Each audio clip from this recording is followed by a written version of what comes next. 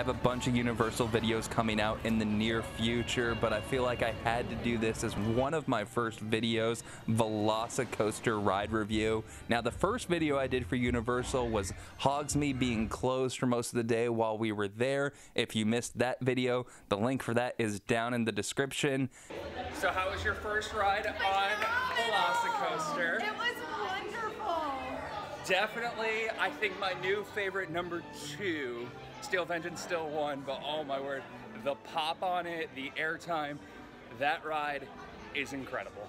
That was our immediate reaction after riding it for the first time. We rode it 3 times that day, 2 times in the back, 1 time in the front. My wife and I both preferred the back row, but we are both back row people, so your preference may differ, but I felt there was more pop in the back for airtime, but you still got a good experience front, back, whatever. But overall, wow, this thing packs a punch and the theming is spectacular. It's my wife's new number 1 coaster. It's my new number 2, just behind Steel Vengeance. But as for the ride, let's start with the story and queue theming. You get your storyline from it being a new coaster in a Velociraptor paddock. Interesting, not creative idea, but also creative at the exact same time that they're like, hey, this is a roller coaster and the theme is roller coaster. Chris Pratt's character is like, don't do it, it's dangerous, but it's all okay. Yeah.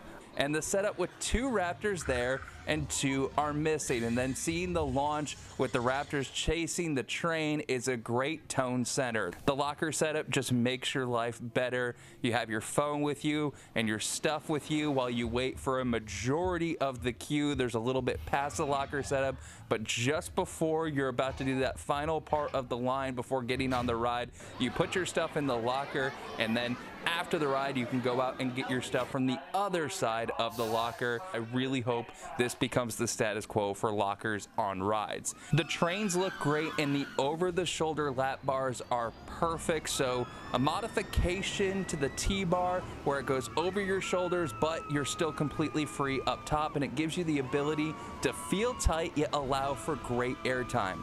The first launch is fun, not crazy intense, but gives some good airtime through turns and drops, Velociraptors throughout the ride, and plenty of airtime moments. You get to see the Raptors. Just a fun overall experience and nice theming touch. After the second launch, the ride goes to another level, going over the top hat almost at a crawl over the top, and then back up to speed. The bank turns and the long stall is enjoyable. Good hang time.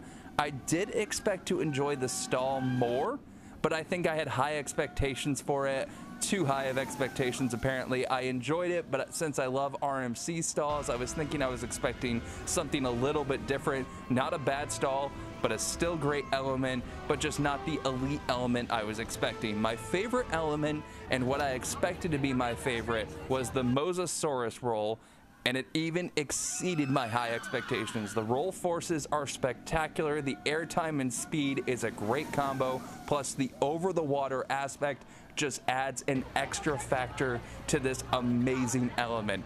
Honestly, you could launch me out into the roll and have nothing else, and I'd be like, yep, sign me up, I'll go ride it again.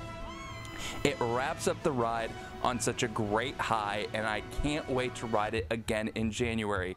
Sadly, I didn't get to do a night ride as the park closed at 6, so even though it does get dark earlier, trying to run around, just didn't have time to get that night ride on. Really looking forward to it. Hopefully I'll be able to do that in January. More Universal content on the way. Thanks for watching, and don't forget to subscribe.